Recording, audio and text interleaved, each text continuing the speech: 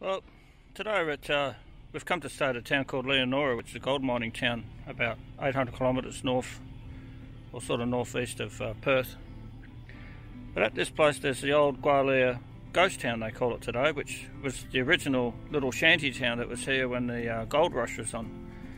Now in the late 1890s they came here, and behind me you can see the State Hotel. That was completed in about 1902 for about £6,000, which was, I suppose, a lot of money back then. But anyway, the short history of this place is that there was about 1,800 people here, and then just one day out of the blue the mine was closed, and so everybody overnight got on the train and went back to Kalgoorlie to try and find jobs down there. So there's lots of little buildings here, there's lots of little houses, and some of them actually left. If you can imagine a family saying, quick, grab your clothes, we're out, grab the train, and they just left things exactly where they are, and this is where they're still at today. So let's go and have a look around, and I'm sure you'll find this quite interesting.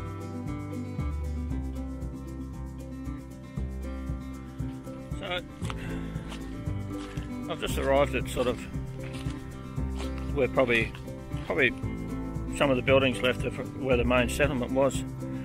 And even today there's still a few people living in the old houses. Just, I think there's 3 or 4 families or something like that. But we'll have a look around, and you know what you'd think, you know, Leonora's a pretty hot place. It gets up to nearly 50 degrees, and we're in the middle of winter, so there's hardly any flies. But you can imagine in the hot season living in these tin sheds. That's all they are, is tin shacks, and it'd be pretty horrendous, and things were tough in those days. But we'll go for a bit of a walk, and I'll show you around some of these old buildings.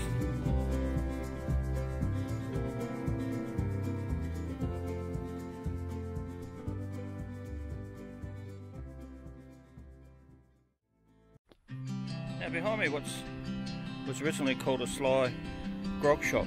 So there used to be this is one of the couple of shacks here where they used to make their own alcohol. And there's a few immigrants here. A lot of them came from Yugoslavia and Italy that worked in these mines. So let's go inside and we'll have a little bit of a look. So here I'm sure are some of the original bottles that they used to drink out of. And yeah, it's quite interesting. Let's go in here. So we'll go into this other room. And this is quite amazing. Here we have the bar, where they used to come in and have some of their beer. And bear in mind that in those days you'd be drinking hot beer, which would have been pretty tough. I presume this could have been one of the bedrooms, an old wardrobe and an old bathtub. Let's just go around here and we'll have a little bit of a look. Another little old bedroom. Guys, look at that. How hard would it have been living in here? And here I'd say would be like a bit of a living area. You could probably sit in here and have a drink and talk with friends about their day. So let's push on and we'll go and have a look at what else is around. So this house here is called Pink Camp, and used to belong to a guy called Angelo Ginger Branchi, and he came from Italy with his 3 brothers to work at this mine in Australia. And you know, he worked here and lived and died, and is presently buried in the Kalgoorlie cemetery, but this was his house. So let's just go inside and have a little bit of a look and see how this fella used to live.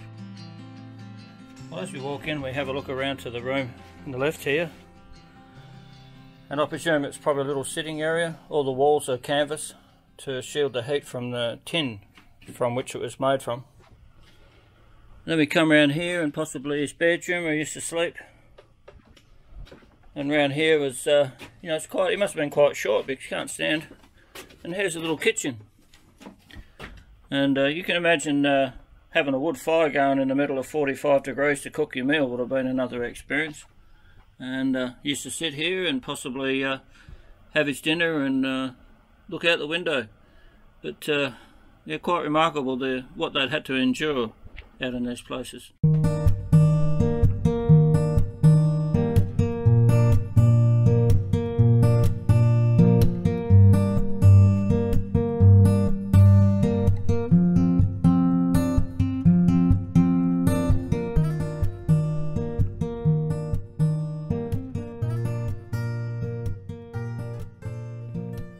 So here we are at what's possibly, I suppose, like a garage, a mechanical shop where they used to repair cars, and as you can see there's a, I don't know what this is, probably an old Chev or something. It's been sitting here for a lot of years.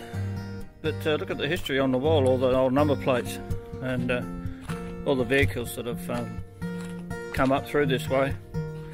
But just a quick look inside to see all the old tools, and plenty of stories here. Quite amazing, really. But, yeah, very good.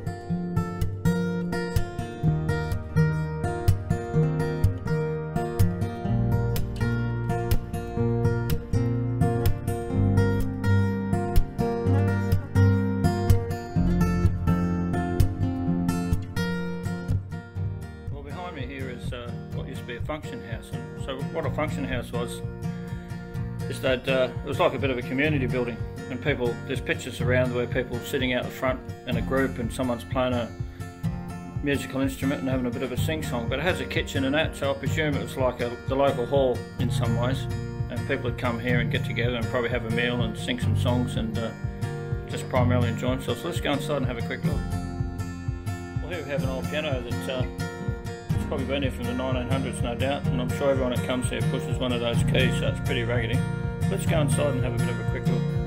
You know, when I was a kid, my family used to live on farms down south, and when I look at a lot of the, it just reminds me of those places. And look at the old floorboards made out of old boxes, and walls made out of hessian, and it's very much like how I remember it as a kid. A lot of the houses with tin walls. Looks like an old washing place. This was obviously the kitchen, where they'd come and cook a meal and probably share a meal. But yeah, it's really good. I love these old kind of places. Let's move on to the next one and have a look.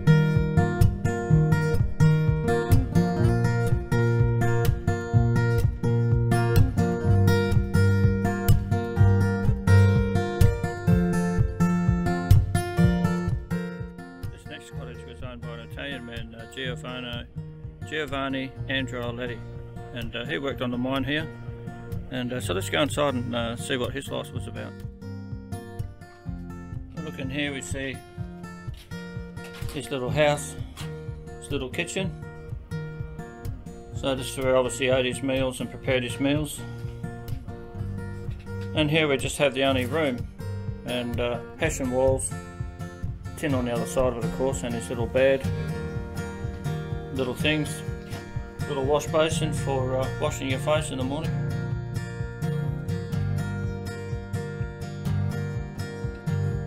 So this is a 5-bedroom miners cottage, and obviously by the sound of it, sounds like it housed a number of miners. And just as you go in on the right there's a kitchen. Each man would have his bedroom, so to speak. You know, it'd be bitterly cold. It'd be bitterly cold here in winter, so they had a wood fire here to keep the place warm. And of course another bedroom here. So very good. Let's go. Let's go and have a look at some other places. Now, an interesting fact about this Gwalia. You know, one of the American presidents, Henry Hoover, before he became American president, I'm not sure where he come from, possibly England. He came to Gwalia, and he used to actually be in charge of this area. And in a little while we'll go up to the top of the hill and to Henry Hoover's house. But it's just interesting that, you know, here's this man that came to just one of the remotest places in Australia, and then later went on to go to America and become the American president. But there you go. So in a little while we'll go up the hill there to Henry Hoover's house, and this house is located up above and it overlooked the mine and overlooked the town. And yeah, just a little interesting fact.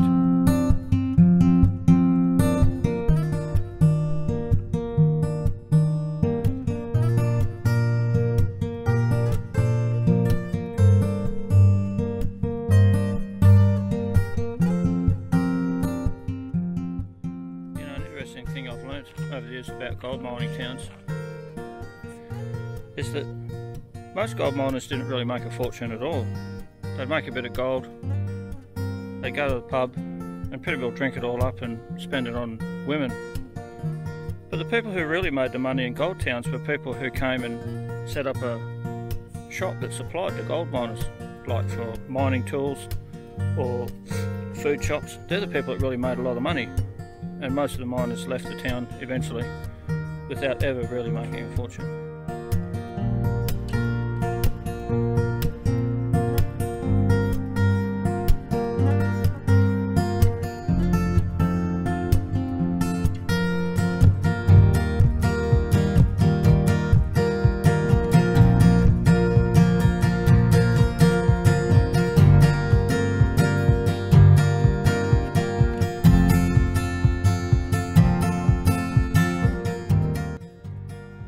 I'm going to show you was the Gwalia guest house, like a little boarding house for people that came to stay here.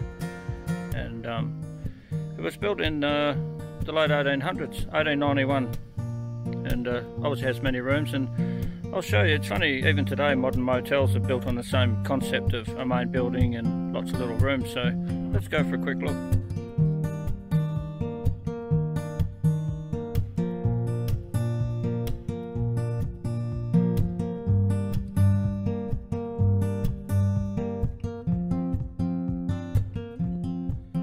Is the main kitchen where all the cooking would have been done for all the guests, and through here would be the dining room.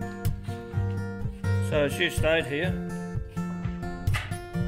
looks like someone's old meal.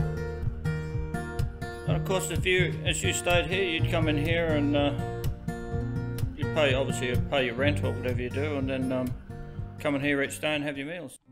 Here you can notice where they used to cook the meals. On the back there's a flap you could open up. These big cast iron stoves would have created a lot of heat, and so that was open to let some of the heat out of the building.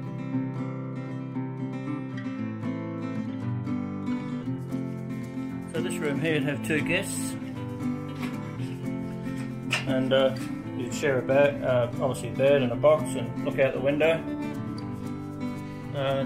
Sheeted tin on the outside and hessian on the inside to help keep it a bit cool.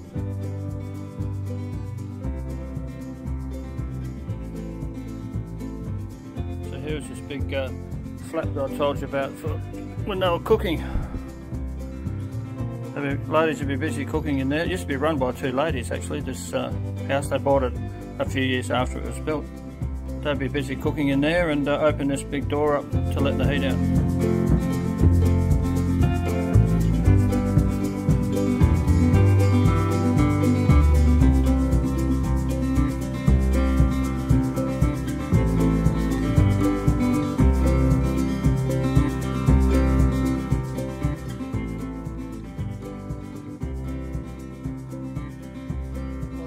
Our walk around at Gwalia Ghost Town. Thanks for watching it. But appreciate it. Just tick the like button, and we'll catch you next time. Thanks.